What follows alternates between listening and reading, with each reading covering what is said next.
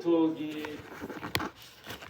2012년에 이미지 컴퓨테이션에 접수하고 나서 2012년부터 이미지 분석에 대해서는 급격하게 활용이 되기 시작했습니다.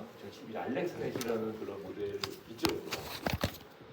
그래서 알렉스넷이나 아니면 뭐 구글의 인셉션이나 레즈넷이나 아니면 뭐 옥스퍼드 대학이 만든 VG넷이나 얘네들은 뭐냐면 분류만 하는 거예요. 이미지가 들어가면 그냥 뭐다 분류만 하는 건데 그러한 분류 모델을 이용해서 걔를 이용해서 이 오브젝트 디텍션은 뭐냐면 그거 플러스 또 다른 어떤 구조가 있는데 얘는 뭐냐면 이 박스를 찾는 거예요. 박스를 찾는 별도의 알고리즘 하나가 있어요. 그리고 박스를 찾아내면 박스를 가지고 분류하는 모델을 뭐 VGG나 알렉스넷이나 인셉션이나 아니면 뭐 레즈넷을 쓰는 거죠. 자, 그래서 이때부터 뭐 디텍터 넷이나 아니면 여러 가지 이 오브젝트 디텍션을 하는 그런 모델이 개발이 됐는데 저희가 이제 오늘 말씀드릴 내용은 그 중에서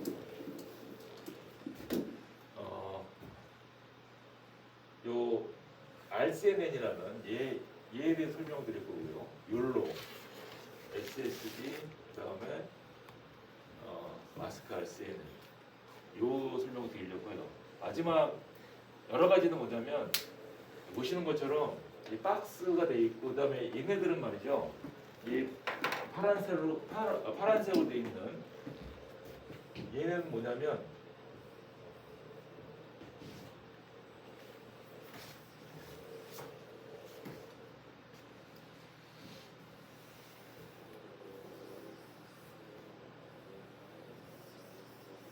이 파란색 애들은 어떤 거냐면 그냥 분류만 하는 거예요. 분류. 이미지가 들어오게 되면 그냥 얘는 뭐다. 그래서 분류에 대해서 굉장히 여러 가지 장치를 만들어 갖고 정확한 분류를 하기 위해서 만든 애들이고요. 그다음에 빨간색이 뭐냐면 이 멀티 오브젝트를 찾는 애들이 박스를 만들어내는 박스를 딱 설정을 해놓고 특정을 하고 나서 그 박스가 특정이 되면 이 안에는 어떤 게 있냐면 이 빨간색 애들은 얘도 빨간색이죠. 빨간색 애들은 이 안에 이 파란색 애들이 들어가 있어요. 빨간색 안에. 그러니까 이 빨간색 애들은 뭐라고 말씀드렸죠? 빨간색 애들은 박스도 찾고, 그죠? 그 에어리어를 특정하고, 동시에 그 에어리어에 있는 애가 뭔지를 분류하는 거 두 가지 한다고 말씀드렸죠. 일반적으로 말이죠. 이 빨간색 애들은 분류하는 그 구조, 분류하는 CNN 모델은 구글넷을 쓰거나 인셉션이죠. 또는 뭐 VGG를 쓰거나 또는 뭐 레즈넷 쓰거나 해요. 얘네들이 특히 자기네들이 구원한 거 뭐냐면 어떤 방법으로 그 박스를 찾느냐, 어떤 방법으로 그 객체를 특정하느냐에 대해서 연구를 많이 해요. 아시겠죠? 그래서 요 빨간 점들이 바로 지금 말씀드릴 멀티 오브젝트 디텍션 하는 모델이다라는 거죠. 그래서 이 지금 말씀드린 이 멀티 오브젝트 디텍션의 모델은 이 박스를 어떻게 효율적으로 어떻게 정확하게 찾아내느냐가 가장 중심적인 아이디어예요. 어떻게 하면 이 박스를 만들까? 그리고 라벨 이건 이제 학습을 시키려면 라벨도 된 데이터가 필요한데 일반적으로 이 바운딩 박스 멀티 오브젝트를 하기 위해서 만든 바운딩 박스를 위한 데이터셋은 두 가지 형태가 있습니다. 파스칼의 VOC 형태가 있고요. 이 콩코라는 데이터 포맷이 있어요. 이 파스칼은 이제 옥스퍼드 대학하고 그다음에 스위스 연방 공과대학인가요? 주로 유럽 사람들이 일종의 이제 유럽 사람들이 하고 있는 그 표준화된 모델이고 이 콩코는 이제 마이크로소프트 그다음에 뭐 이쪽에 뭐 스탠포드 대학 그러니까 이 미국 중심으로 그런데 이미지 분석하는 거는 이제 결국은 콩코가 대세가 되고 있는 것 같아요. 제가 보기에는. 근데 아직까지 이 파스칼의 VOC는 영국의 옥스퍼드 대학의 그 앤드류 디저만이라는 교수가 있는데요. 이 패턴 레코그니션 대가예요. 그러니까 옥스퍼드 대학이 거의 패턴 비교나 이런데 한 축을 이뤘던 거여서 이 파스칼 VOC XML 형태로 되어 있는데 아직까지도 이제 어떤 영향을 미치고 있는데 점점 이제 코코 형태로 바뀌고 있습니다. 특징은 뭐냐면 얘는 XML 형태로 되어 있고요. 데이터를 어노테이션 하는 방식이 얘는 JSON 형태로 되어 있어요. JSON 형태로. 그 다음에 키밸류가 되는 JSON 키밸류, 키가 있고 밸류가 있고 키가 있고 밸류가 있고.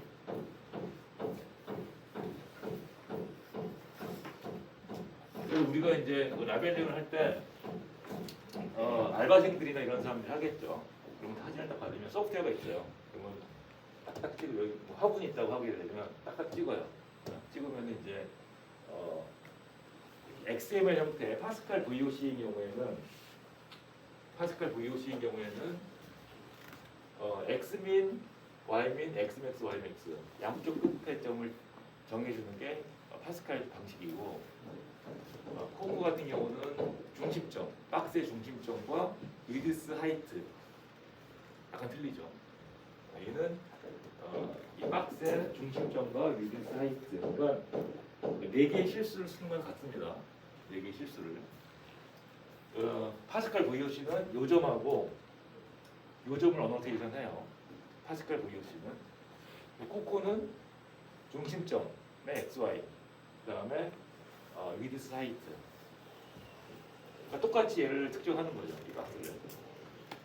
자 그렇게 이제 어노테이션 하게 되면 그 모델은 어떤 식으로 관계 없죠. 왜냐면 XML의 파스칼 VOC가 됐건 아니면 코코가 됐건 이렇게 됐구나 알면은 이제 읽어드릴 때 그 방식대로 읽으면 되니까 라벨링은 그렇게 하고 그 다음에 학습을 할 때는 목적 함수가 뭐냐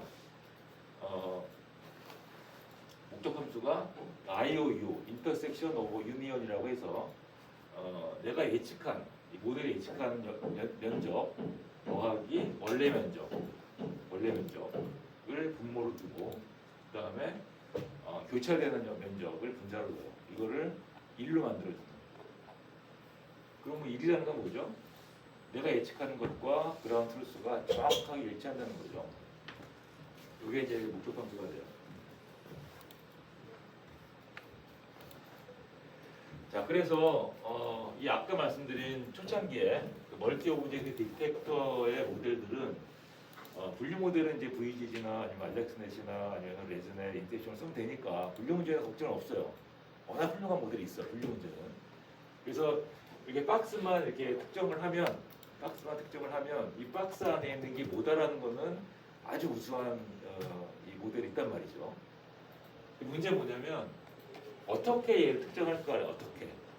이게 아주 어려운 거야. 이 비전하는 사람들이 어려운 거예요. 초창기에는 뭐냐면 이 셀렉티브 서치라는 걸 썼어요. 초창기에는. 지금은 안 씁니다. 지금은 이거 쓰는 방법이 없는데 초창기에는 이미지가 들어오게 되면 이미지의 RGB 값만 가지고 이 클러스터링을 해줘요. 클러스터링. 그래서 이런 클러스터가 있으면은 이 클러스터 같은 클러스터 애들끼리 맥스를 만들어 이걸 포함하고 있는 박스를 만들고 박스끼리 합해갖고 어느 정도 의미가 있는 여기까지 하게 되면 얘가 이제 어떤 특정한 오브젝트를 특정하는 박스가 되는 거죠. 이렇게 찾아내는 게 이제 셀렉티브 서치 방식이다라는 거죠.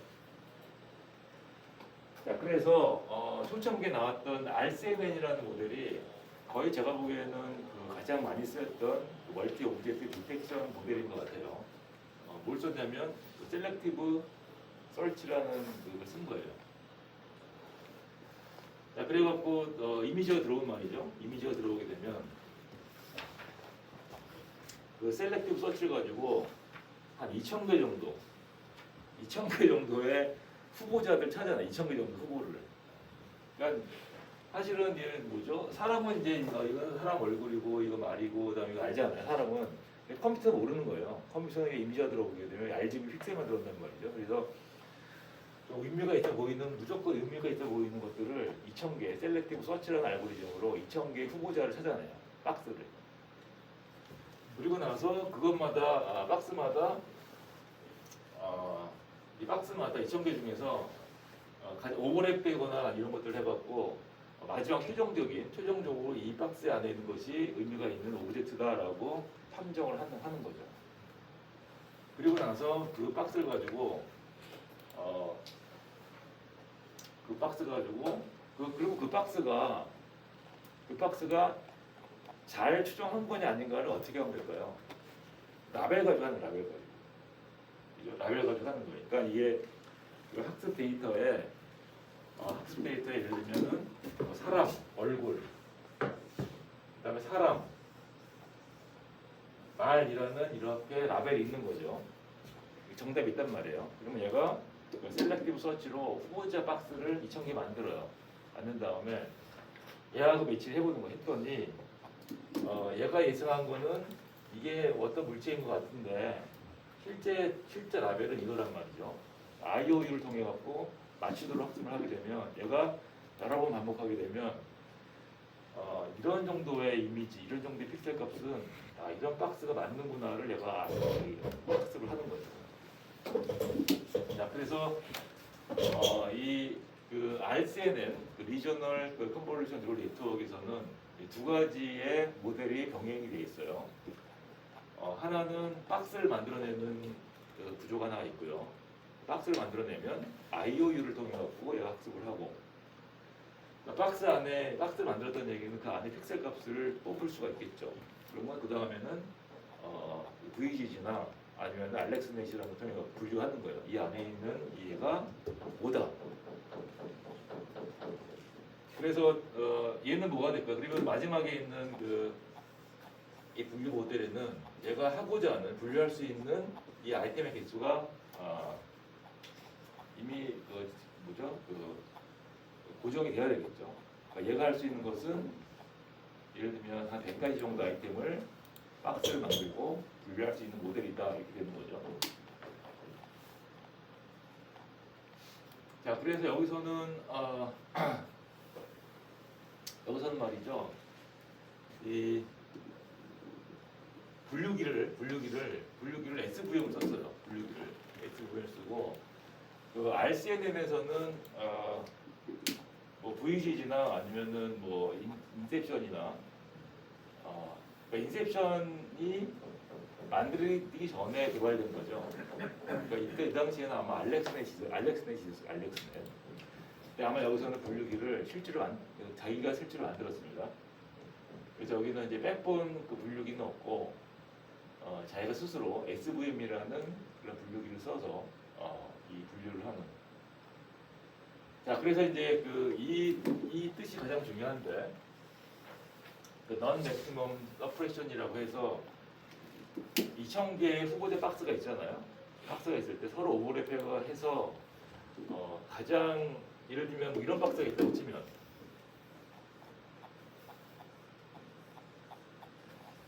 그러면 얘를 선정하는 거죠. 이 박스 안에 3개 박스가 있단 말이죠. 그러면은 얘를 모두 포함하고 있는 가장 맥시멈 박스를 찾아내는 것을 non-maximum suppression이라고 한다.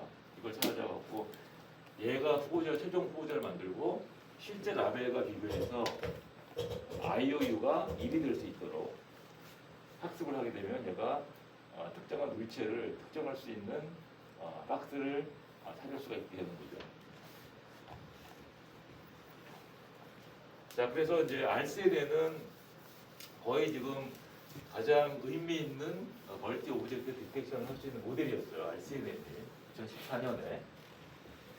그랬는데 이게 좀 속도가 좀 문제가 있고 그다음에 분류에 문제가 있어갖고 2015년에 RCNN을 만든 사람, 똑같은 사람이에요. RCNN을 만든 사람이 스스로 자각을 해갖고 분발해갖고 조금 더 계산이 빠르고 그다음에 분류가 정확한 모델을 만들었는데 그걸 저희는 Fast RCNN이라고 합니다. 자, Fast RCNN은 어떤 거냐면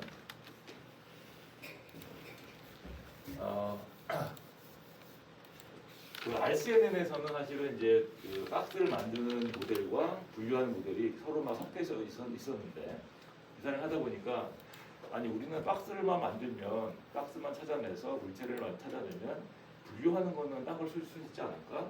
나왔고 이때부터 이제 아이디가 생긴 거예요. 그래서 페이스트 RCN에는 이 분류 모델, VGG나 알렉스나 같은 분류 모델은 따로 두고 여기다가 이 박스만 찾아내는 어떤 그 물체를 특정 지을 수 있는 박스만 찾아내는 거를 분리했어요. 분리해갖고 물체가 들어오면 얘가 그 셀렉티브 설치를 가지고 후보제 박스를 만들고 얘를 가지고 나오죠. 얘를 가지고 말이죠. 얘는 IOU 얘의 목적 함수는 IOU가 되고요. 얘의 목적 함수는 소프트먼트 썼기 때문에 크로스 엔트로피가 되겠죠. 크로스 엔트로피로 내가 만들어낸 박스 안에 있는 물체가 뭐다 분류할 수 있는 거의 목적 함수는 크로스 엔트로피라고, 그 다음에 이 박스를 찾는 그것은 IOU 가지고 판정하는 거죠. 그래서 이미지가 딱 들어오게 되면 이미지 안에 얘는 컨볼루션을 계속해요. 컨볼루션 하고 나서 그렇게 되면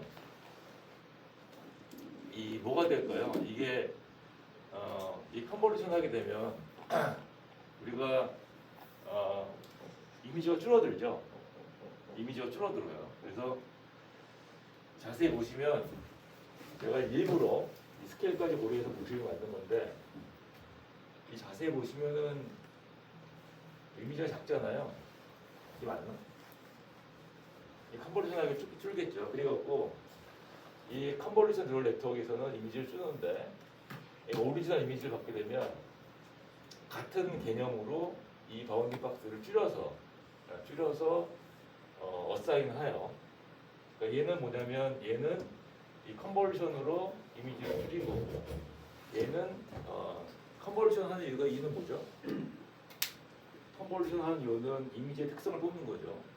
근데 바운딩 박스는 이미지의 특성보다도 이미지의 어떤 이러한 뭐 색감이나 이런 게 아니라 이미지의 물체 보더라인 같은 게 관심이 있기 때문에 컨볼루션이 필요 없어요. 그냥 바운딩 박스를 만들고 나서 얘를 이제 오버랩 시켜야 되거든요. 그래야지만 이제 특정된 이 박스를 가지고 분류할 테니까.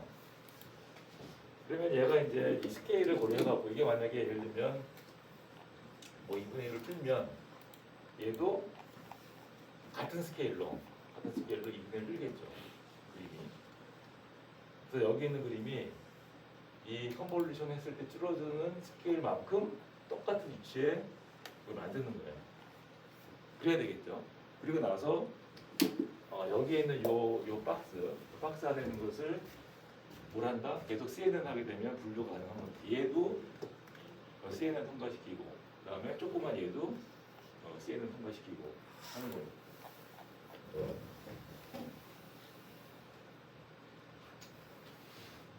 자, 이게 이제 그 페이스트 RCN이고요. 이 사람이 쓴 그 페이스트 RCN에 썼을 때 썼던 분류기 네트워크는 그 VGG를 썼어요. VGG를. 원래는 이 당시만 하더라도 VGG를 썼다는 얘기는 말이죠. 2015년에 VGG를 썼다는 얘기는 구글넷, 인셉션도 가능했어요. 인셉션도 가능했습니다. 인셉션이 말이죠.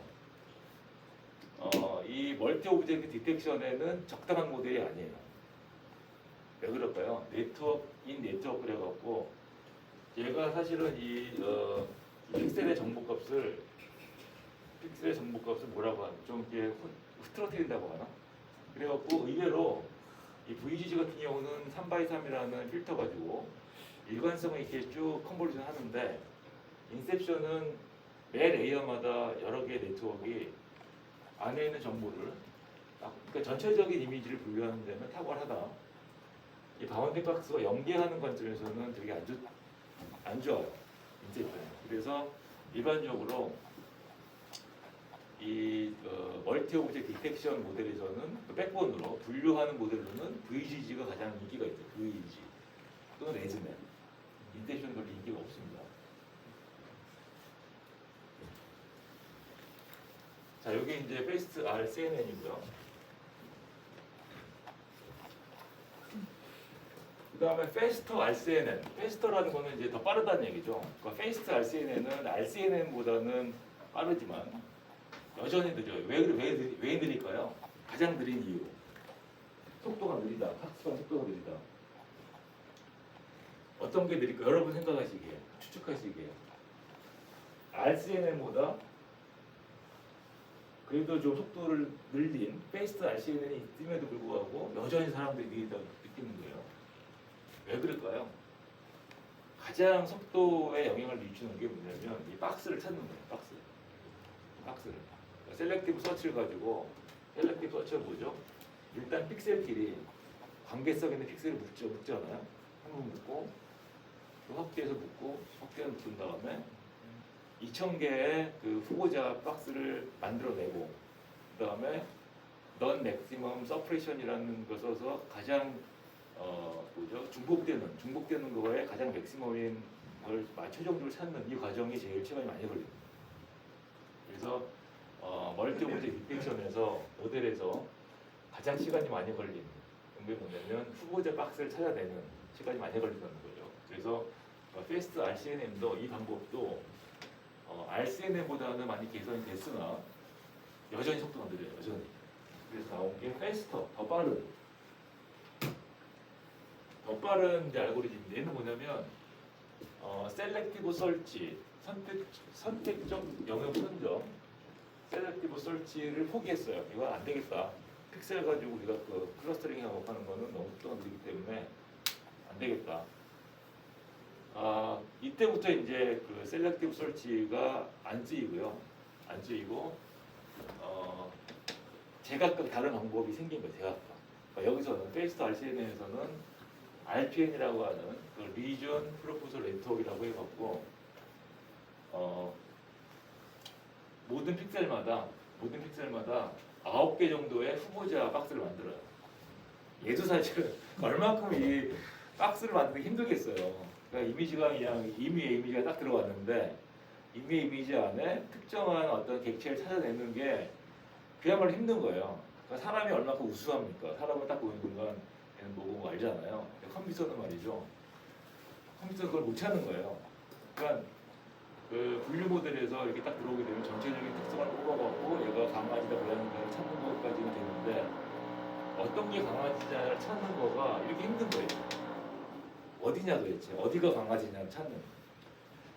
그래서 이제 그 픽셀 바이 픽셀로 그 셀렉티브 서치라는 알고리즘이 너무 시간이 많이 걸리니까 이거 포기하고 이 페이스트 RCNN을 제안한 사람은 뭐냐면 각 픽셀마다 이미지에 이게 이미지가 있으면은 각 픽셀마다 이 픽셀을 중심으로 이제 객체가 있을 거 아니에요. 픽셀 중심으로. 그래서 9가지 예를 들면은 뭐죠? 128 by 128.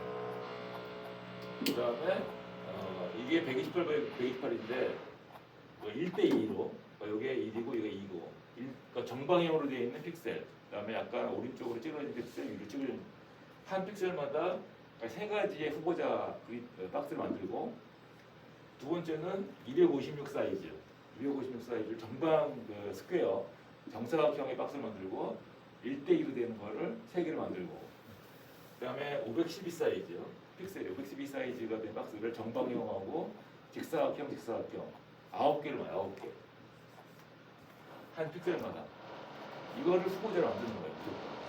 그러니까 이건 뭐냐면 여전히 후보자 박스가 많지만 그 셀렉티브 서치에서 이 픽셀 간의 그런 클러스터링하는 시간을 줄이는 거죠. 여전히 후보자 박스가 많아요. 얘도. 그럼에도 불구하고 셀렉티브 서치에 들어가는 픽셀 기반으로 클러스터링하는 시간을 줄였다. 이 사람들의 주장은. 자, 이거 가지고 아까 말씀드린 넌 맥시멈 서프레션이라고 하는 방식을 써서 이 후보자를 만든 다음에 가장 최적의 박스를 찾는 거죠. 만약에 이렇게 했더니 라벨하고 가장 유사한 박스가 이거였다. 이걸 가지고 학습을 하는 거죠. 이걸 찾는 거죠. 이거 하다 보면은 대충 이런 픽셀인 경우에는 이런 라벨의 바운드 박스 있구나를 데이터를 통해서 알아내는 거죠. 그리고 나서 이제 이렇게 영역이 선정이 되면 이 영역 안에 있는 객체가 뭐다라는 분류는 뭘 쓰냐면 이 사람들은 그 GF넷을 썼어요. GF넷은 2014년에 우승한 이미지나 컴피티션에서 우승한 모델이에요. 분류 모델이죠. 그래서 아시는 것처럼 이제 분류할 때는 이미 검증된 모델을 백본으로 쓰고 멀티 오브젝트 디텍션을 하는 사람들은 열심히 연구하는 게 뭐냐면 어떻게 효율적으로 객체를 특정하는 박스를 찾아내느냐 여기에 집중을 하고 있는 거예요.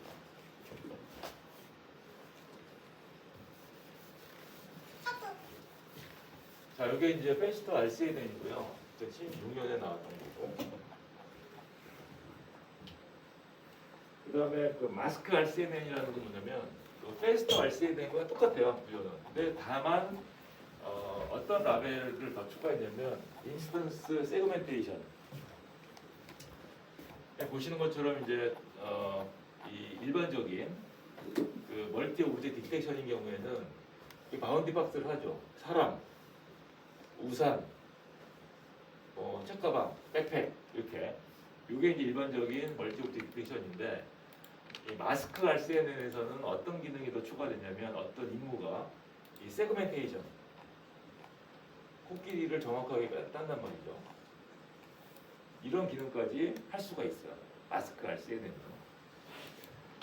자, 여기서 마스크 RCNN에서는 이제 어떤 백본을 썼냐면 레즈넷을 써요. 레즈넷. 왜냐면 이때 되면은 이제 레즈넷이 2015년에 나왔으니까 레즈넷을 쓸 수가 있었던 거죠. 그래서 이게 막 페이스북이 만든 모델인데 페이스북이 만든 모델인데 이 해라는 이 친구가 되게 유명한 친구예요. 페이스북에 있는 유명한 친구인데 별의별 놈을 많이 쓰고 있는데 그래서 이제 마스크 RCNN을 가지고 이 준상용화된 프로그램이 하나 있는데 디텍트론이라는 게 디텍트론.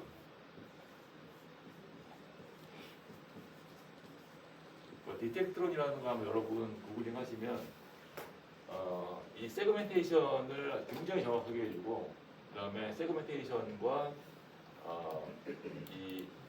그러니까 그 마스크 RCNN을 더 정교하게 개발하고 그다음에 모델이 좋다는 얘기는 뭐냐면 모델이 학습할 수 있는 데이터가 있어야 되겠죠. 그래서 디텍트론으로 학습된 모델 중에서 좋은 게 뭐냐면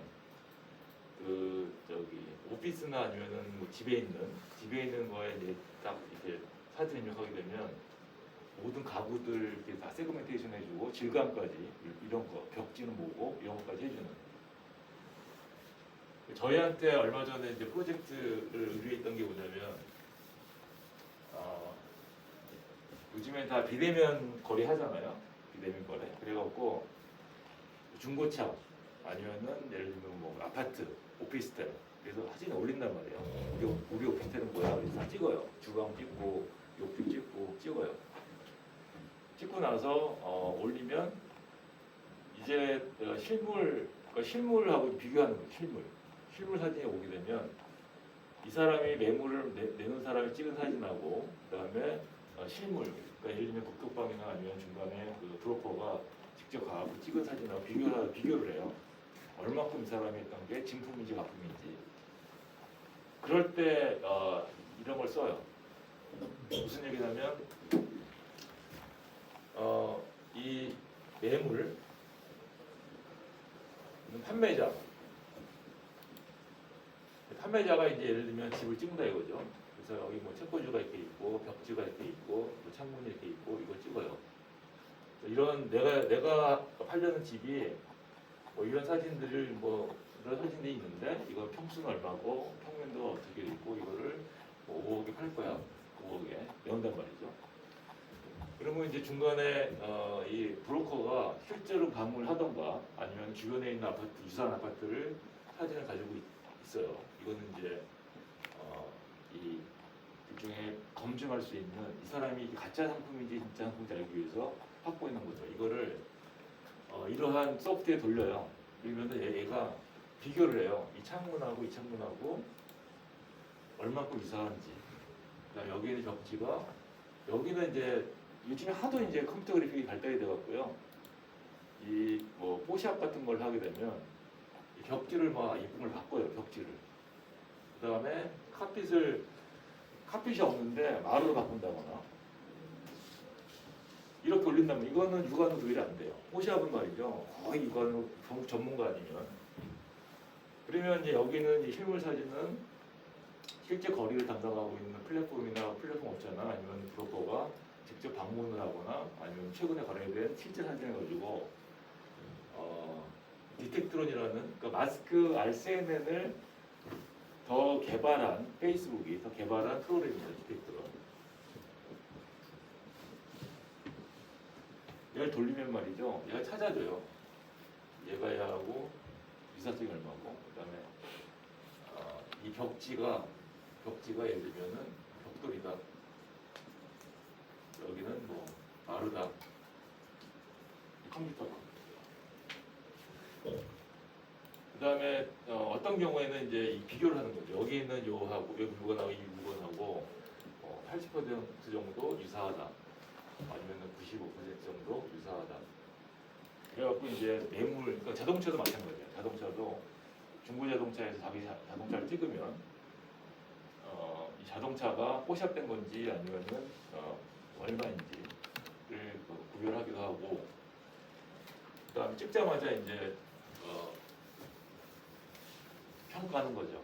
연식 나오고 딱 찍으면 연식 나오고, 그다음에 그 데미지가 있는지 쫙 봐갖고 그 외관상 잠정적인 평가 가격은 얼마입니다라고 딱 나와요. 사진을 찍게 돼요. 그럴 때 이제 이러한 모델을 쓴다.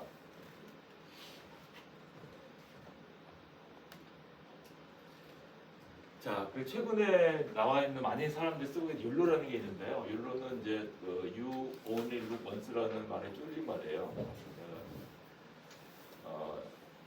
욜로는 그야말로 한 번 딱 봐서 한 번 더 갖고 잽싸게 이 오브젝트를 찾는 이런 그 장점이 있고, 그래서 욜로의 장점은 이 동영상, 그러니까 동영상이라는 건 뭐죠? 1초에 거의 한 15프레임 아니면 한 27프레임 딱 지나가잖아요. 그럴 때마다 굉장히 빠르게 지나가는 동영상에서 물질을 찾아내는. 그래서 욜로의 장점은 이제 어떻게 되냐면 앞에 나온 예를 들면 이 RCNN 계열, 페이스트 RCNN, 페이스트 RCNN 계열보다 이 정확도는 떨어지죠. MAP라는 거는 민 에버리지 프리시전이라고 해요. 민 에버리지 프리시전. 정확도인데 그 RCNN 계열보다는 정확도는 떨어져요. 하지만 이 동영상 분석에서는 되게 빠르다고요. 동영상. 그러니까 얘가 45프레임이니까 45프레임 per second이니까 1초마다 45개의 스냅샷 이미지를 분석할 수 있다는 거예요. 1초에. 그래서 욜로가 이렇게 빠른 이유는 뭐냐면, 그러니까 얘는 뭐냐면 그 이미지의 그 바운딩 박스를 찾는 것하고 그다음에 이렇게 분류하는 거를 같이 한 통으로 만들어 놨고요. 욜로의 구조는 이렇게 돼 있어요. 욜로의 구조는 이렇게 돼 있는데, 욜로의 알고리즘 보게 되면 어떻게 돼 있냐면, 욜로라는 게 이렇게 6가지 스텝으로 진행이 됩니다. 욜로는. 자, 욜로의 알고리즘은 이미지가 입력이 되잖아요. 이미지가 얘가 입력받는 모델이 입력받는 이미지는 448by 448로 딱 정해져 있어요. 욜로를 만든 사람이. 그래서 이미지가 만약에 더 크게 되면 잘라갖고 448 곱하기 48 이미지 만들고요. 입력하게 되면 얘를 7x7 그리드로 나눠요. 7x7 그리드요. 그러니까 세로로 7, 가로로 7. 그 다음에 각 그리드마다 2개의 후보 그리드를 만들어요. 이거 얼마죠? 아까는 각 포인트마다 픽셀마다 9개의 바운딩 박스 후보자였는데 얘는 훨씬 빠른 거죠. 77, 49 곱하기 2만큼만 있는 거예요. 후보자가. 그래서 각 셀마다 두 개의 후보자 바운딩 박스가 있다라는 거죠. 그리고 나서 이 박스 안에 분류를 했을 때 뭔가 나온다. 이 분류를 했을 때 얘가 분류하고자 하는 객체가 있잖아요. 객체 중에서 가장 확률이 높은, 틀릴 수도 있겠죠. 그렇지만 가장 확률이 높은 얘가 여기 실어지는 거예요. 예를 들면은 이 욜로는 그 자동차, 자전거, 강아지, 그다음에 뭐 식탁 네 가지를 분류하도록 설계가 돼 있다고 하게 되면 7개 나눠 갖고 두 개의 후보자를 만든 다음에 여기 가지고 분류기 돌리면 가장 확률이 높은 애가 있겠죠. 그리고 가장 확률이 높은 애가 그 그리드에 색출이 되는 거죠. 그리고 나서 이 가장 가장 확률이 높은 요 영역에서 의미 있는 박스를 찾아요. 의미 있는 박스를 여러 개 푸을 만든 다음에 거기서 의미 있는 박스를 찾고 나서 아까 말씀드린 non maximum separation이라는 그런 과정을 거쳐갖고 아까 말씀드린 것처럼 이런 것도 있고 이런 것도 있고 뭐 이런 것도 있는데 가장 큰 바운더리를 후보자로 최종적으로 선정하는 거죠. 그리고 나서 얘를 IOU 개념으로 학습을 하는 거예요. IOU 개념으로 가장 일이 될 수 있도록. 이게 이제 욜로의 기본적인 알고리즘이 됩니다. 그러니까 결국은 뭐냐면 속도가 빠르다라는 것은 이 후보자 바운딩 박스를 얼마큼 효율적으로 제한하느냐 이거인 것 같아요. 저기서 3번의 각 셀당 두 개의 영역 선정이라고 하는 거는 7 곱하기 7 그리드 셀 분할된 거 중에서 뭐 두 개를 뭐 그렇죠. 하는 건가요? 하나당. 거기 49개가 나오잖아요, 거기에. 그 그렇죠. 중에서 어떤 거가 제일 특징을 나타내는 거를 뭐 두 개를 선정하는 건가요? 일단 두 개 선정한다는 게 잘 모르겠어요. 각 셀당 두 개 영역한다.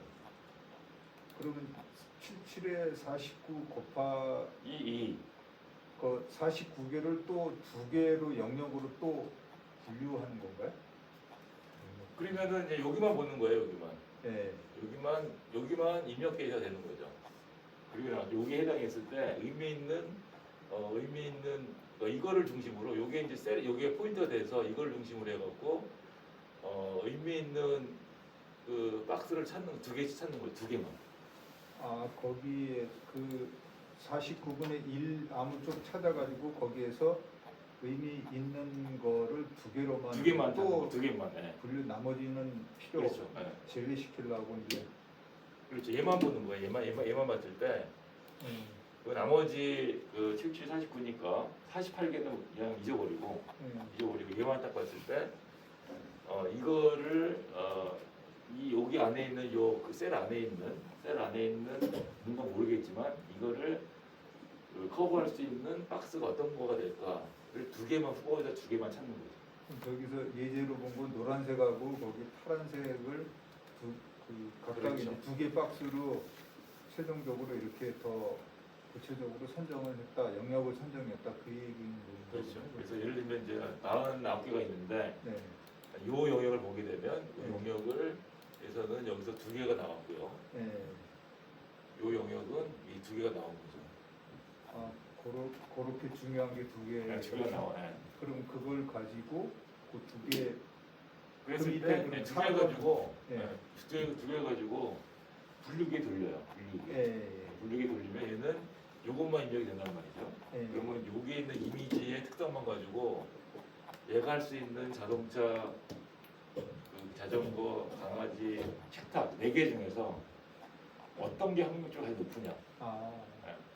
그러면 가장 높은 확률에 대한 네임을 여기 칠하는 거죠. 이거는 자동차의 확률이 높다. 자동차 확률이 높다. 그럼 그 네 개라고 하는 거는 이미 사전에 아는 거네요. 그거를 그렇죠. 어떤 뭐 제품의 특성은 뭐 저렇게 네 그렇죠. 가지로 네. 이렇게 분류가 된다. 이 모델은 예를 들면 100가지를 분류하는 모델이다. 그럼 100가지에 대한 100가지의 객체에 대해서 일단 박스를 치고 모델하는 걸 할 수 있는 모델이기 때문에 여기서 정의하지 않은 새로운 객체가 나오면 못 찾는 거예요. 못 찾고 찾더라도 예를 들면 과일은 아니었는데 과일이 나왔단 말이죠. 찾더라도 이 과일을 자동차나 강아지라고 이렇게 판명을 하겠죠. 왜냐하면 분류하고자 하는 네 가지 중에 하나를 찾아야 되는데 여기서 학습하지 않은 새로운 객체가 들어오게 되면 물체는 물체 맞는 것 같긴 한데 얘가 분류하는 분류명이 얘가 학습하지 않는 다른 거기 때문에 알 수는 없어요. 하지만 확률적으로는 그 중에 하나를 택할 테니까 가장 큰 모양과 이상한 이것 중에 하나를 택하겠죠. 그러니까 이런 거 예를 들어서 뭐 붕어빵을 만드는 금형을 뭐 한다 그러면은 그거를 뭐 이 부분은 뭐 머리 부분, 그 다음에 중간 몸통 부분, 꼬리 부분 뭐 이렇게 이제 그렇게만 이제 분류하면은 그 금형을 뭐 불량이다 아니다라를 이제 판단할 수 있는 세 가지 영역으로 이제 그렇죠. 저기를 나타내는 거네. 그러니까 그렇죠. 크레스 분류라고 하는 게. 네. 그래서 어느 영역을 더 많이 차지하면은 이제 그게 원래 사전에 이렇게 정해져 있는데 그 영역을 훨씬 더 벗어나니까는 그렇죠. 그럼 요 부분에 뭐 금형의 요 부분에 문제가 있을 수 있다 뭐 이렇게 뭐 가정 비전으로 이제 뭐 할 수 있는 그런 네.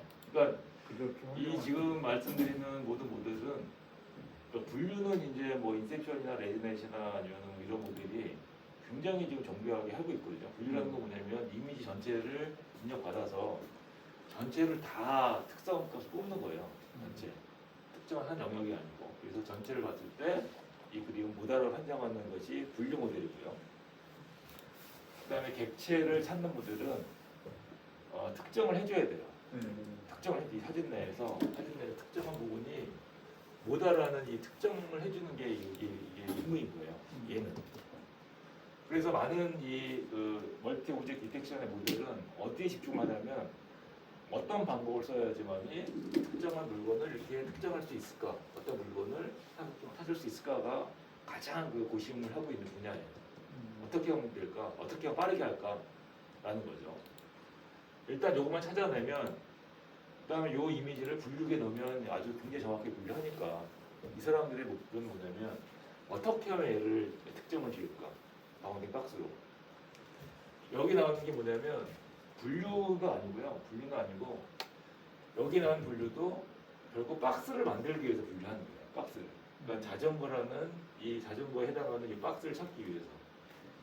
이렇게 칠해버리면 최소한 자전거가 여기 있진 않을 거잖아요. 자전거 박스가.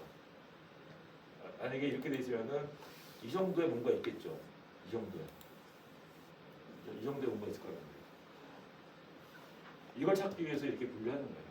그러면은 원래 정답지가 이제 저기 색깔처럼 걔는 뭐 초록색이고 바이시클은 뭐 분홍색이고 그다음에 뭐 저기 주황색인가 옅은 주황색 카는 그렇게 된 정답지가 있는 거고 실제 이제 해보니까는 그게 카 영역이 바이시클을 더 침범하는 도 있을 수 있고 독도 마찬가지로 바이시클 영역을 침범할 수 있게 만일 분류가 됐다면은 이 정답지하고 비교해 보면은 그게 이제 문제라는 거를 이제 알 수 있는 거잖아요. 응용한다면은 많이.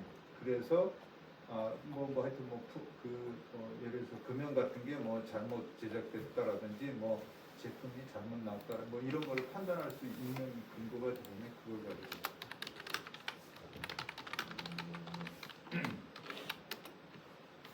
그러니까 저거는 이제 4번 같은 경우는 얘를 하나를 저렇게 했지만은 저게 맞는지 틀리는 건지는 어쨌든지 간에 뭐 정답지가 있을 것 같아요. 정답지가 이제 제품이 이렇게 만들어져야 된다라고 이제 미리 정했으니까는 그 규격 같은 거를 정해놨으니까는 그 정답지하고 실제 뭐 생산된 제품의 각세당 크레스 분류를 해봐가지고 색깔이 면적 차지하는 게 조금 틀리다 그러면 정답지하고 비교해 보면은 이게 제품이 문제가 있을 수 있다 없다 뭐 이런 거를 판단할 수 있는데 그렇죠. 만약에 이제 금형이 있으면 이제 붕어빵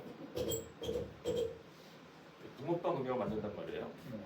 그러면은 이제 이게 뭐 잘못된 부분이 일단 있을 거 아니에요. 네. 불량품. 네. 그러면은 여기가 크랙이 좀 생겼어요. 예. 그죠? 꼬리가 이제 여기 있어야 되는데 여기 좀 덜 파인 거야. 이런 게 네. 나온단 말이죠. 네. 그리고 어떻게 하느냐 일반적으로 정답조가 있어야 돼 당연히. 예.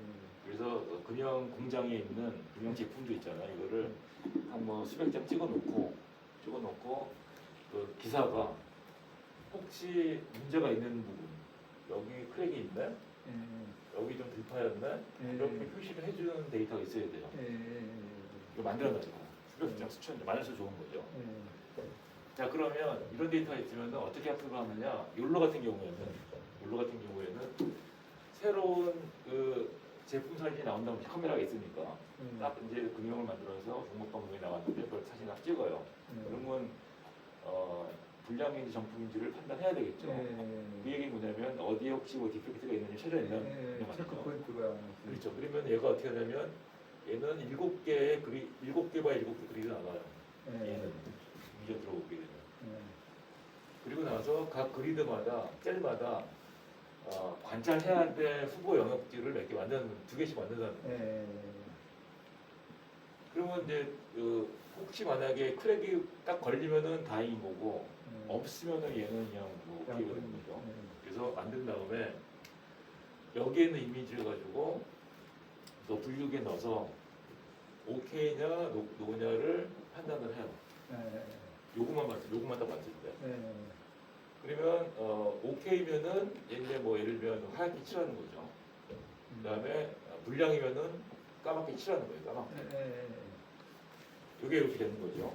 우리 같은 경우는 뭐냐면 얘가 간단히 하게 되면 뭐 이렇게 될 거예요. 이게 안 좋은 거예요. 이게. 나머지는 정상이고. 여기가 나오면 여기에 대해서 다시 한번 확실한 마지막 그 결함이 있는 것을 마지막 그 마운드를 찾아요. 이걸 가지고 마지막을 찾아요. 그 다음에 얘를 분류기에 넣게 되면 이걸 가지고 정상이다 비정상을 찾는 거예요. 결국은 뭐냐면 이 찾고자 하는 객체를 아이솔레이션한 특정하는 그런 처리 방법이 멀티 오브젝트 디텍션에서 가장 핵심이 되고요. 그다음에 이미지 전체가 정상이다 비정상이다라는 것은 그 분류 모델 있잖아요. 인셉션이나 이런 것들이 훌륭하게 있거든요. 이걸 써요. 이걸 쓰기 때문에 많은 사람들이 그 오브젝트 디텍션을 한 사람들은 어떻게 효율적이고 빠르게 그 대상 이미지를 찾을까 이거만 하는 거죠. 그다음에 거기 보면은 또 그 전인가 보면은 아까 욜로 나온 것 중에서 개선된 뭐 욜로 얼마인가 있던데 9천인가 2천인가. 아 네. 욜로가 말이죠. 그거를 욜로 2, 욜로 3, 욜로 4가 있는데 그 욜로 9천인가 있네 여기. 그 여기 네네. 그림 여기 네. 욜로 9천. 아마 욜로를 더 뭔지는 모르겠는데 맞아요. 하여튼 개선된 있을 거. 사실 교재에 더 자세히 교재 17년. 네. 교재에 더 자세히 나와 있어요. 아 그래. 네. 그러니까. 그래서 욜로 9천은 뭐 그거보다 더 개선된 뭔가 그렇죠. 이제 네. 적당한 뭐 그런 네. 거죠. 욜로 1부터 욜로 3까지는 이 어디지 콜로라도 대학인가 무슨 한 명이 아주 굉장히 이쪽에 아주 천재적인 개발자 한 명이 쭉 개발하다가 욜로 4인가 그때부터는 이제 참여 안 하고 욜로라는 그 알고리즘이 좋기 때문에 다른 사람이 이제 그거를 전수 받아갖고 다른 사람이 개발했는데 욜로 1, 2, 3이라는 것은 거기 한번 명칭이 나와 있는데 욜로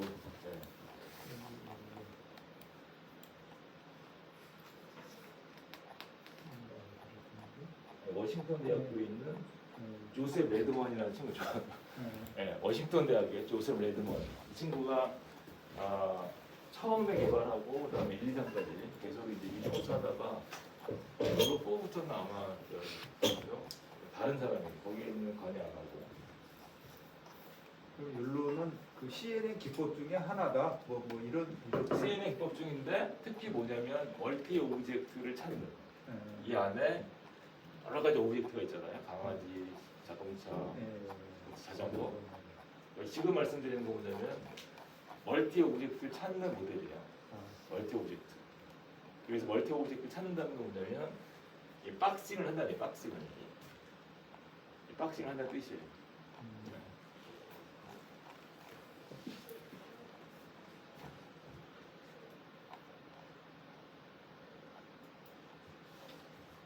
그럼 이것도 그 45 프레임으로 하는 것도 그 45 프레임을 이제 생성하는 거네. 그러니까 그 저기 뭐 그거 가지고 이제 뭐 쓰고 그러는 거네. 스피드. 제가 율로 한번 데모를 보여드릴게요. 율로가 얼만큼 이게 이 동영상에 강점이 있는지.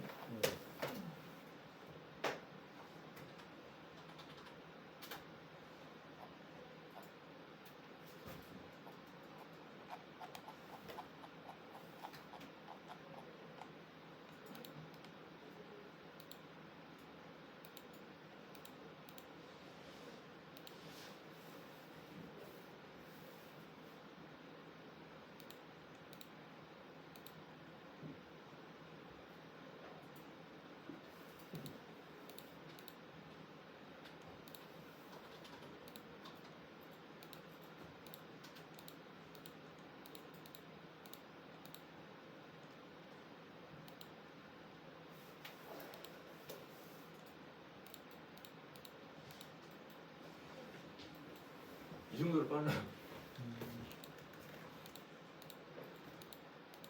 1초에 45프레임을 다 보니까 1초에 그러니까 이게 지금 뭐 CCTV잖아요. 근데 보셔야 될 게 뭐냐면 얘가 그러니까 몇 개 오브젝트를 찾느냐라는 게 능력이고 놓치는 게 있느냐. 자동차 분이 지나갔는데 놓치는 게 있느냐. 그다음에 여기서는 이제 사람, 그다음에 뭐 모터바이크, 트럭, 자동차 이렇게 돼 있는데 이 보시면은 이제 1초에 한 20프레임이 지나간다는 거죠. 1초에 일반적으로 1초에 20프레임 뭐 이 정도 돼요. CCTV 할 때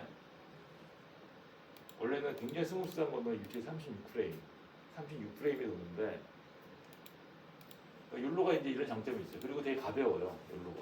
맨 처음에는 욜로가 C로 개발됐어요. C로 개발돼갖고 CCTV에다가 그냥 탑재 가능했죠. 파이썬을 안 하고. 그래서 욜로를 조금 더 가볍게 한 사람들이 뭐 모바일에다가 하기도 하고. 율로 그 백단의 밑에 단은 다 C예요. 지금도. 아 그래요? 네, 지금도 다 C로 돼 있어요. 그래서 어차피 많은 이게 사람들이- 변환을 이렇게 해주는 거가 중간에 있어요. 그래서 네. 이렇게 빠를 수 있는 게 C 기반이라서 빠를 수 있게. 자, 이거는 4K 하이 레졸루션이죠. 하이 레졸루션인데 이미지가 크다는 거예요. 488이 아니라 아마 더 몇천 바이 몇천인데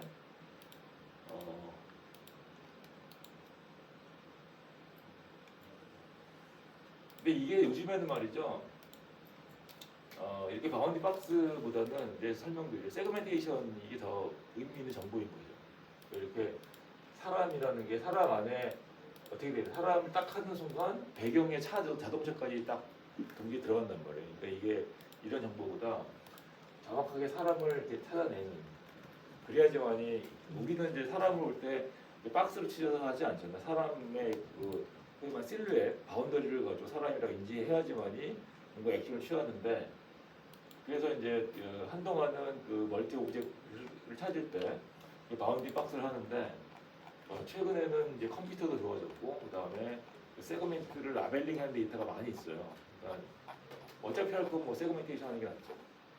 이게 이제 저도 이제 프로젝트 이걸 해봤는데 이 국방부 쪽에서 있는 프로젝트 했어요. 하나 시스템 쪽에서 의뢰가 와서 했는데 그 요즘에는 사람이 별로 없잖아요. 그 장비들이 별로 없으니까는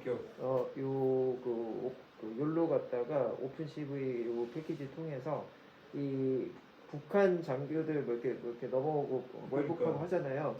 그거를 센싱을 하는데 이게 문제가 뭐냐면은 이게 지금 보이는 화면은 지금 고정돼서 바람에 흔들리고 이런 물체들이 없잖아요. 근데 이제 국방부나 이런 데 가면 거의 숲이고 뭐 나무고 이렇단 말이에요. 그러면은 특정하게 움직이고 이런 것들이 너무 많아요. 그럼 그런 것들을 다 센싱을 해버리거든요. 얘네들이. 그런데 그런 것들이 이제 바람의 세기에 따라서 그 얼마만큼 움직이는지 그렇지. 패턴 분석해가지고 그걸 빼는 거예요 나중에. 그러면은 정말 그 고정된 요 화면에서 움직이는 장병이 뭐 뛰어가거나 차가 가거나 이런 것만 센싱이 돼요. 어깨만 센싱되고 그러면은 거기에서 이제 말씀하셨던 것처럼 처음에는 네모로만 되는데 나중에는 사람 형체나 이런 것들에 따라서 세그멘테이션이 딱 들어오게 되기는 하는데 그것까지 가기는 좀 힘들고 여튼 그런 상황이에요 현재. 국방부에서 그런 것들이 지금 다 적용이 돼서요. 이제 인원이 없음에 따라서도 호환이 되게끔. 그게 맞겠네. 네. 그래서 그 처음에는 이제 욜로를 안 하다가 같이 이제 하시는 분이 그러다가 이제 나중에는 욜로가 제일 좋다고 해서 욜로로 하고 있어요. 그죠? 자, 사실은 SSD가 이제 저희가 그 뭐죠? 그 패션 아이템을 찍을 때 사람 딱 찍으면은 뭐 상의, 하의, 그다음에 전신 이런 거 쓸 때 썼던 그 모델이었는데 흔히 그 패스트 RCNN 계열, 그다음에 욜로 계열, SSD 세 가지가 크게 있다고 보시면 돼요. 멀티 오브젝트를 찾는 모델. 그러니까 CNN인데 아까 CNN 모델은 임무가 세 가지가 있다고 했죠. 그냥 전체 통으로 입력하게 되면 분류하는 모델이 있고요. 두 번째 모델은 딱 입력하게 되면 박스를 해서 특정하고 나서 분류하는 모델이 있고 아직 말씀 안 드렸지만 세 번째는 뭐냐면 세그멘테이션 하는 세 가지 미션이 있어요. CNN 모델. 그 CNN 모델은 세 가지 미션을 하는데 이 말씀드린 거는 두 번째 미션. 딱 입력을 하게 되면 물체를 특정하고 바운딩 박스로 그다음에 그게 어떤 건지를 분류하는 건데 그 중에서 이제 그 멀티 오브젝트를 박스로 찾는 모델 중에서는 현재 나와 있는 것 중에서 가장 그 파퓰러한 건 뭐냐면 그 RCNN 계열, 그러니까 페스트 RCNN, 마스크 RCNN, 그다음에 욜로, 그다음에 SSD 세 가지가 있습니다. SSD인 경우에는 싱글샷 멀티박스 디텍션의 약자고요. 한 번 딱 찍으면 이제 욜로도 같이 하는 거죠. 얘는 어떤 게 있냐면 욜로보다는 그 프레임당 그 검색 속도가 늦어요. 동영상에 대해서는 약간 늦어요. 속도가. 반면에 정확도 높아요. 정확도는 욜로보다 높고 반면에 여기서는 이제 자기네들이 뭐 FPS라는 거는 이제 그 동영상에서 프레임 per 세컨드잖아요. 1초당 몇 프레임을 할 수 있느냐. 이 사람들은 자기네가 많다고 하는데 페이스트나 욜로보다는 작죠. 근데 뭐냐면 이 사람 썼던 이미지 사이즈가 작아요. 300 x 300. 욜로의 일반적인 거는 448 x 448인데 그래서 SSD는 욜로보다는 속도는 느리나 정확하다 이렇게 이해하시면 되고요. 이게 이제 그 SSD의 이 아키텍처 구조가 되고 SSD는 사실은 백본으로 그러니까 분류하는 모델은 VGG를 썼어요. VGG를. 그다음에 VGG를 왜 썼냐 물어봤더니 VGG가 아까 말씀드린 것처럼 3x3으로 일관적으로 컨볼루션하기 때문에 그 바운딩 박스를 오버랩하는 데 굉장히 편하다. 흐트러뜨리지 않고 인터셉션 같은 경우는 이제 막그 네트워크라는 것 때문에 이 정보들이 일괄적이지 않거든요. 자, 그래서 SSD 같은 경우는 어떤 걸 쓰냐면 바운딩 박스를 찾는 모델이죠. 그리고 바운딩 박스를 욜로와 다르게 어떻게 하느냐라는 겁니다. 자, 그래서 얘는 마찬가지. 얘도 이제 욜로랑 비슷하죠. 얘는 8x8로 나눴어요. 7x7이 아니라 8x8로 셀로 나누고 각 셀마다 세 가지 정해진 세 가지.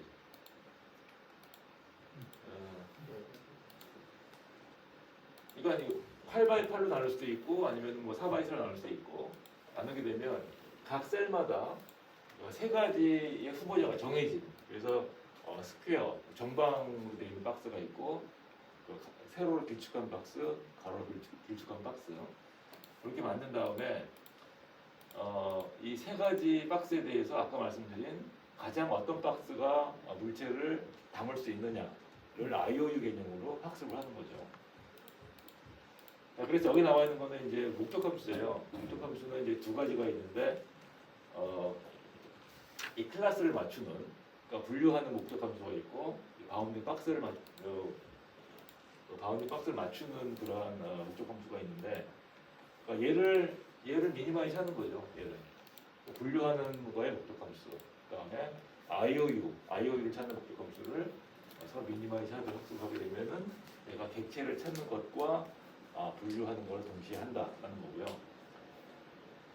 그래서 이걸 자세히 보게 되면 어떤 게 있냐면 이 XIJ라는 게 있는 게 뭐냐면 1과 0을 가지고 있는 그 일종의 그 인디케이터인데 예를 들면 1이 되면 0이 되면 이제 없어지는 거죠. 0이 되면 얘가 다 없어져요. 0이 되는 건 뭐냐면 틀릴 경우는 무시해라는 뜻이고 맞췄을 경우에만 목적 함수에 대입을 한다라는 뜻입니다. 그리고 이건 뭐냐면 요거 제가 설명이 되어 있었지. 교재에 여러 교재에 설명이 되어 있는데 이 IOU 구할 때 예를 들면은 이게 정답인데 이게 정답인데 얘가 이렇게 맞췄단 말이죠. 예상을 이렇게 한 거예요. 예상을 하게 되면 이 정답과 그다음에 예상값이 있으면은 요게 정답이고 요게 예상값이고 예상값의 박스를 이제 뺀 거죠. 빼서 스퀘어한 다음에 이게 0이면 이게 만약 못 맞췄으면은 무시하는 거고 맞췄을 경우에만 바운드 박스를 예측했던 목적 함수를 쓴다.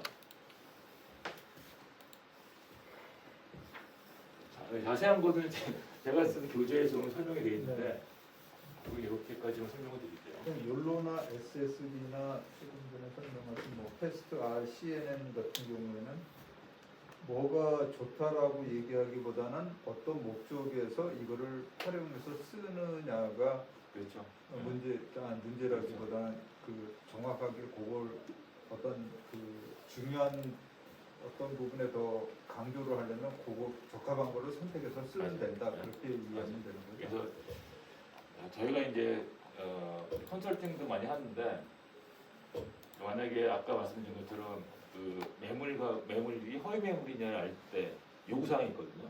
요구사항이 있으면은 일반적으로 가장 그 시중에서 많이 활용되고 있는 RCNN 계열하고 욜로 계열하고 그다음에 그 SSD를 보고 나서 이 사람이 가장 크리티컬하게 생각하는 게 있어요. 정확도인지 아니면 빨리 이걸 해주는 게 좋은 건지 순서가 있단 말이죠. 순서에 맞춰갖고 그러면은 이제 이거하고 이게 좋을 것 같습니다라고 정해 놓고 벤치마킹을 해요. 쭉 이제 여러 가지 이제 성과지표가 나온단 말이죠. 그 성과지표 테이블을 만들어 놓고 당신이 쓰려고 하는 목표하고 이 성과지표하고 어떤 게 근접이 되느냐 물어보게 되면 이게 나은 것 같은가요? 그러면 이제 그 모델을 쓰는 거예요. 그래서 어떤 분들은 욜로를 선호하는 분들이 계시고 어떤 분들은 SSD를 선호하는 분들이 계시고 우리 정확해야 된다 속도보다 그러면 이제 그 간단히 설명드리면 우리 정확해야 된다 이건 SSD 우리는 빨라야 된다 욜로 그 다음에 아까 말씀하신 것처럼 우리는 엣지나 단말기에 설치가 돼야 된다 그러면 욜로는 C로 되어 있기 때문에 굉장히 라이트하게 되는 거죠. 파이썬이 아니고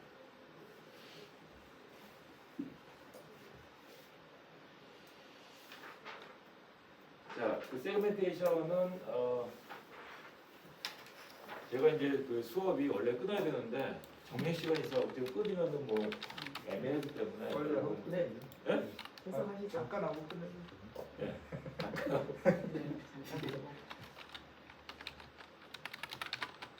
그 진행을 해야 될 것 같은데.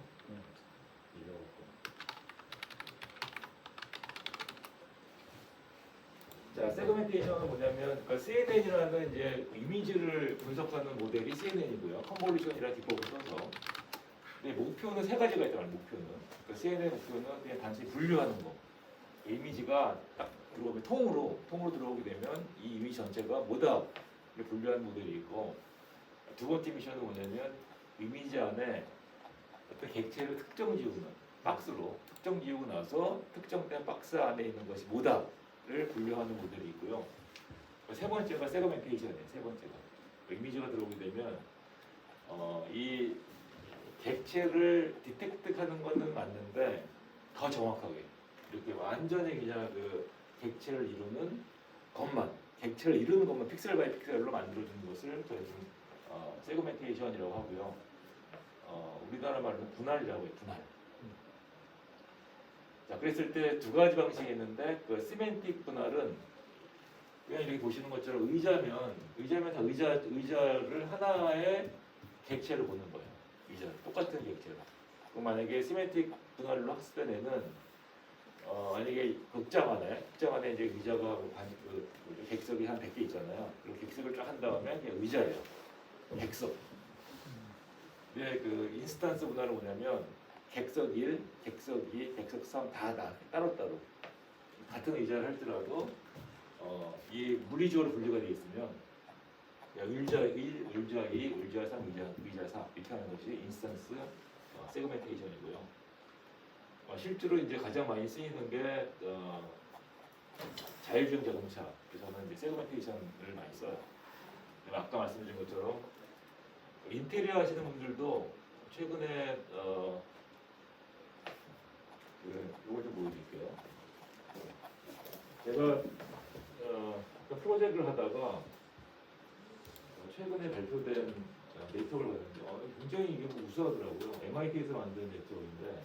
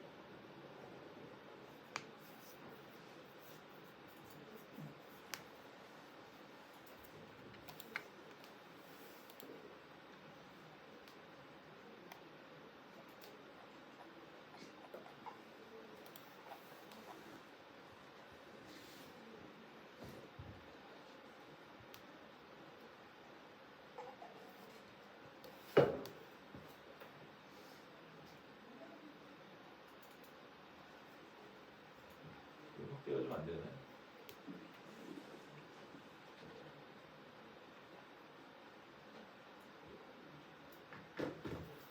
그 이미지 클릭하시고 확대하시면. 유니파이드 퍼셉추얼 팔싱 네트워크예요. 그러니까 이걸 어퍼넷이라고 하는데 또 MIT에 있는 그 인공지능과에서 만든 거예요. 어떤 거냐면 이게 인풋 이미지가 있잖아요. 집에서 찍은 그러면은 이렇게 세그멘테이션, 그러니까 여기서는 그 시만틱 세그멘테이션을 해요. 모든 객체를 다 이렇게 그 실내별로 분리를 해요. 그리고 소파인데 등받이, 그다음에 뭐 발 받침대, 암 이렇게 파티별로 분리를 해요. 파티별로. 그다음에 머티리얼까지. 예를 들면 의자인 경우, 소파인 경우는 패브릭. 그다음에 뭐 벽체인 경우에는 예를 들면 벽돌. 탁자인 거는 머티리얼까지 분류하고요. 그다음에 이 뭐죠? 아이템명이죠. 아이템명. 벽체. 그다음에 뭐 창문, 그다음 천정 이런 식으로 한 장 가지고 텍스처까지. 어떤 거는 좀 깔깔하고, 어떤 거는 스무스하고, 어떤 거는 뭐 다공기 이런 것까지.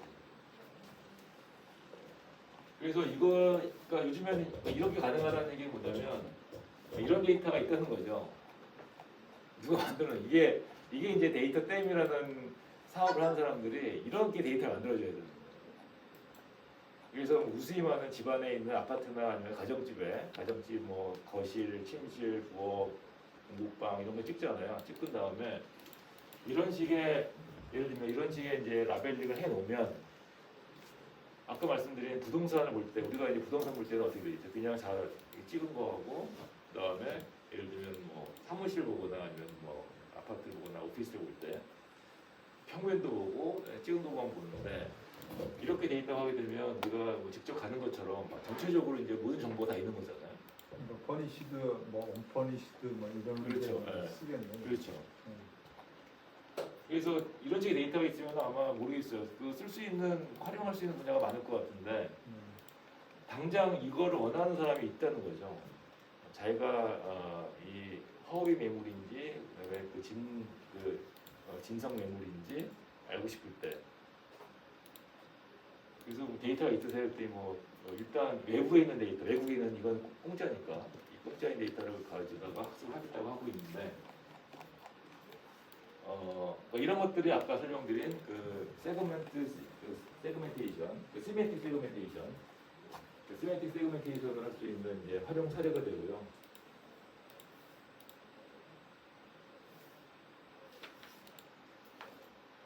또 하나 보여드릴까요? 어떻게 보이는지.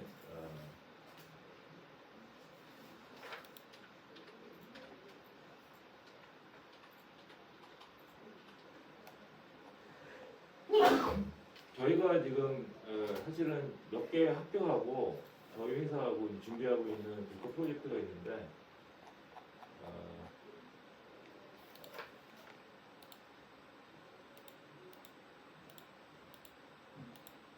그러면 오브젝트 디텍션에서 세그멘테이션으로 다 이렇게 바뀌어져야 되는 거네. 저도 그럴 것 같아요. 네. 저도 근데 그게 만약에 그런 거 있어요. 얼굴이나 이런 거 보면은 사각형에서 계산 수치에 따라서 뭐 이렇게 머리의 시작 시점이나 이런 것들 잡아야 될 때는 이게 좀 계산에 따라서 다를 수가 있어요. 그래서 만약에 세그멘테이션을 잡게 되면은 세그멘테이션에 따라서 그 계산에 해당하는 거가 어려울 수 있거든요. 그럼 사각형으로 잡아놓으면 계산하기가 되게 편해지거든요. 정형화돼 있으니까.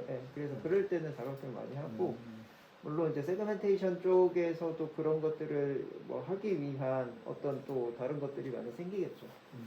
지금 봤을 때는 사각형으로가 제일 편하니까.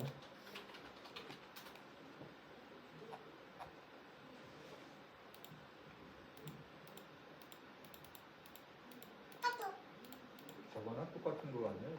저기 뭐 시장 조사하면은 세그멘테이션 하잖아요. 시장을 이렇게 잘라가지고 타겟 시장을 결정하고 막 그런 세그멘테이션하고.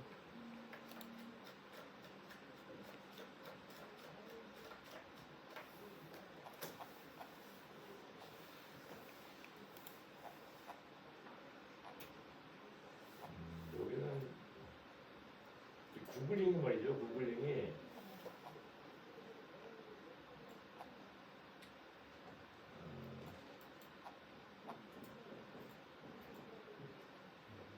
간단히 보여드릴게요. 요거 그러니까 어떤 거냐면 이제 그 도시 홍수가 생길 때 그 홍수가 난 사진이 있으면은 거기 그 물이 차 있는 곳을 세그멘트를 하는 거거든요. 그렇게 되면 이거하고 비교해 갖고 얘는 바운딩 박스를 하게 되면은 정보가 없어져요. 왜냐면 그러니까 침수된 부분을 정확하게 그 에어링을 따야 되거든요. 침수된 부분을 이렇게 따게 되면 어떤 게 나오냐면 이제 그 데이터가 그 침수된 부분이 있고 그다음에 수심이 얼마고 영역이 얼마고 데이터가 많게 되면 이제는 우리가 인공위성이나 아니면 항공사진이나 CCTV 가지고 보고 재지 않더라도 딱 사진만 보고 수심이 나와요. 그러면 예측하는 거네. 강우나 뭐 이런 거 날씨 데이터하고 또 연계해가지고 비가 얼마 오면은 어디까지 뭐 침수될 수 있다 뭐 이런 그렇죠. 만약에 이제 이거를 만약에 그 고도 어떤 도시의 고도나 이런 그거를 GIS라고 하거든요. GIS 정보가 있으면 물은 이제 수평을 차니까 그죠? 저지대부터 이제 수평을 차겠죠. 그렇게 되면은 이 전체적인 강수량을 알고 그다음에 세그멘테이션 하게 되면 이 침수된 정도를 우리가 딱 3D를 모델링 할 수가 있는 거죠.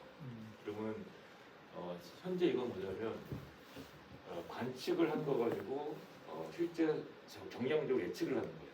그러니까 카메라는 곳곳에 있기 때문에 카메라가 여러 각도로 관측을 할 수 있다 이거죠. 얘는 이미지예요, 사실. 시스템의 이미지죠. 광명구청의 무슨 삼성동 뭐 모서리 하나. 그 이미지가 왜 정량적으로 어떻다라는 거를 이거는 이제 모델 가지고 이제 여러 가지 학습 데이터 가지고 찾는 거예요. 이런 이미지는 예를 들면 수심이 얼마다, 이런 이미지는 뭐 침수 면적이 얼마다. 라는 인도네시아에서는 자카르타인가 뭐 홍수 저기 해가지고 도시가 자꾸 치면 물속에 들어간다고 할 때 그때 써도 되겠네 저런 거 가지고. 그래서 지금 자카르타는 원래 이제 그 뭐죠 몬순 기후인가요? 이렇게 그 폭우 짧은 시일 내에 한 몇십 미리 막 내리잖아요. 우리나라도 거의 기후가 바뀌어갖고 네. 전혀 기상청 예측하지 않는 순간 국지 강우가 생긴단 말이에요. 그러니까 1시간당 한 50mm, 60mm 내리면 빗물 처리기가 처리를 못해요. 네. 왜냐면 빗물 처리기는 한 50년 주기로 폭우나 내린 걸 설계해서 했는데 이게 과거 기후 상태로는 처리가 됐는데 현재 한 1시간에 뭐 50mm 확 그냥 거의 물을 쏟아보면은 침수가 되게 마련이거든요. 그렇기 때문에 침수가 되면 당장 뭐 피해를 보잖아요. 내 상가가 침수가 되고 그다음에 뭐 교통 지하철이 마비가 되고 차도 부커져 나가고 하니까 현재는 이제 그러한 우리나라 기후가 바뀐다. 그래서 우리나라가 내세울 수 있는 게 CCTV거든요.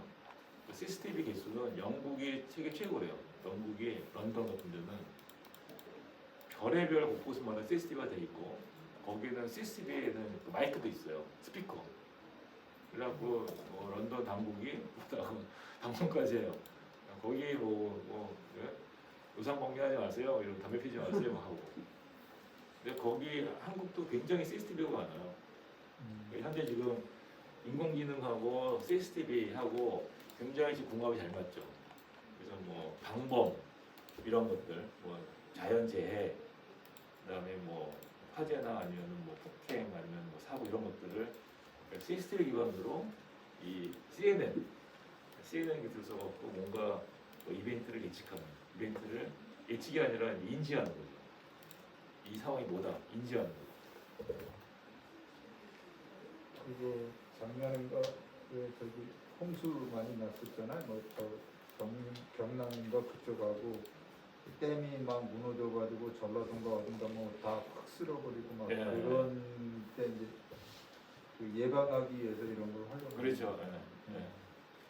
그래서 만약에 그 인공지능 알고리즘을 똑똑하면 이미 인프라가 깔려 있으니까 시스템이 곳곳에 있으니까 만약에 그 시스템을 가지고 그야말로 아주 정확하게 해석만 될 수 있다면 좋은 거죠. 댐 수위 조절을 하면서 이제 뭐 방류해야 되냐 말아야 되냐 뭐 그것 때문에 그렇죠. 이제 막 난리 났었잖아요. 네. 그건 거기에 이제 한 단계 넘어가는 게 이제 현재는 인지거든요. 퍼셉션 이제 그 시스템이나 IoT 잠겨가지고 감지하는 거예요. 제대로 감지하는 게 첫 번째고, 그다음에 의사결정하는 거는 두 번째예요. 의사결정은 사람이 하는데 사실은 의사결정을 못 하거든요. 왜냐면 종합적으로 판단이 안 되기 때문에. 그렇죠. 종합적으로 이게 예를 들면 수문을 연다 닫는다도 사실은 이게 이 액션 의사결정이라는 것이 전후좌우의 이 컨텍스트가 있죠. 열어버리면 어떤 문제가 생기는지 이런 게 있잖아요. 그래서 의사결정까지 가는 게 힘들긴 해요.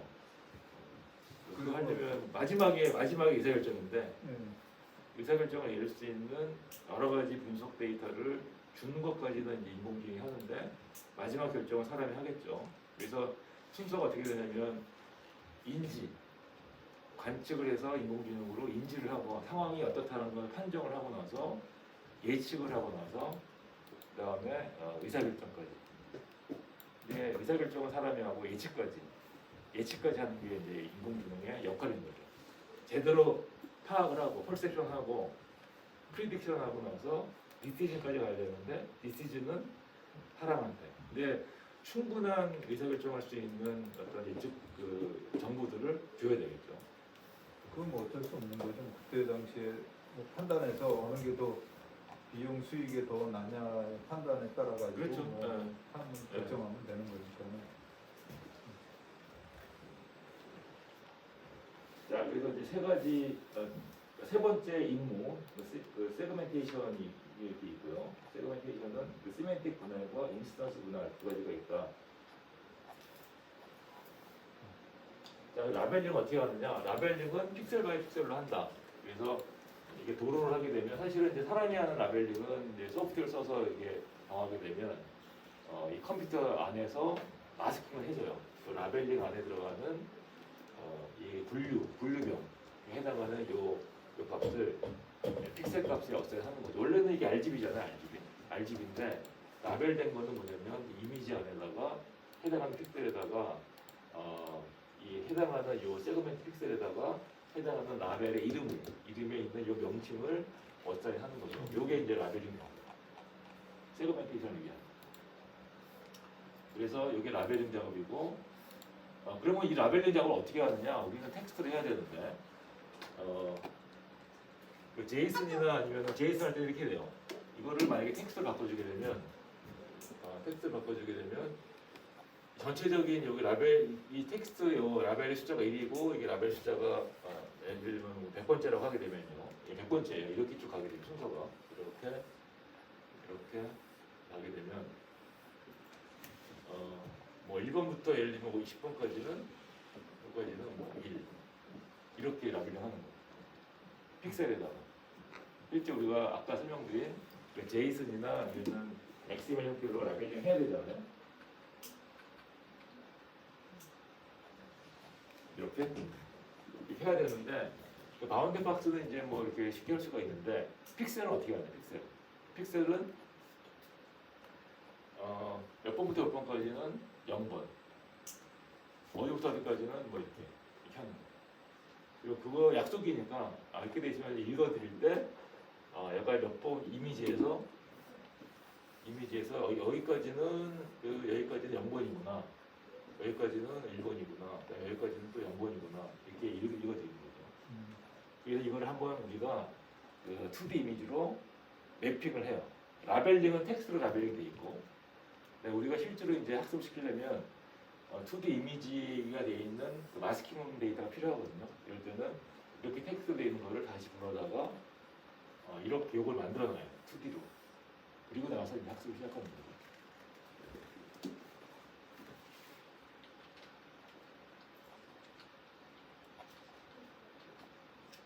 자, 그래서 이제 아까 설명드린 그 분할된 라벨링을 이 원하는 인코딩으로 바꿔주는 거죠. 그래서 만약에 얘가 분류하고자 하는 객체의 수가 하나, 둘, 셋, 넷, 5개면 5개의 레이어가 있는 거예요. 그래서 원하는 인코딩이기 때문에 그 첫 번째 레이어는 하늘이라는 레이어에는 하늘만 1로 만들고 나머지 0. 나무인 경우에는 나무에 해당하는 픽셀만 1로 만들고 나머지 0. 이 원하는 인코딩으로 분할을 위한 원하는 인코딩의 라벨링 방식이라고 하는 거고요. 그 객체를 할 때는 이제 각 픽셀별로 객체를 하는데 아까 말씀드린 픽셀을 찾는 세그멘테이션은 어떻게 목적 함수보다 정답에 있는 픽셀하고 내가 맞춘 픽셀 중에 서로 교차되는 서로 인터섹션되는 픽셀이 픽셀을 맞추는 목적 함수가 되고요. 픽셀을 찾았어. 그 픽셀이 그러면 어디에 속하는 거냐? 이 픽셀이 원하는 인코딩으로 했기 때문에 크로스 엔트로피를 하는 거예요. 여기 있는 이 분포하고 얘가 맞춘 분포하고의 원하는 인코딩으로. 얘는 뭐죠? 만약에 두 번째 나무라고 하게 되면 나무에 대한 것이 원하는 인코딩이죠. 1.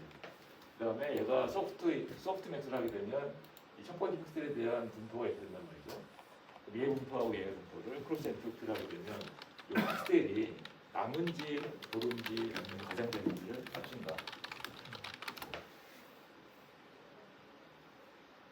자, 여기까지 설명드리고요. 식사하시고 모델 설명드리고 나서 요거는 제가 실습을 못하고요. 왜냐면 시간이 워낙 많이 걸리기 때문에 이거 끝나게 되면 이제 CNN 모델은 맞추게 되고 이제 순환신경망, 순차적인 데이터를 분석하는 순환신경망 설명드리는 걸로 하겠습니다.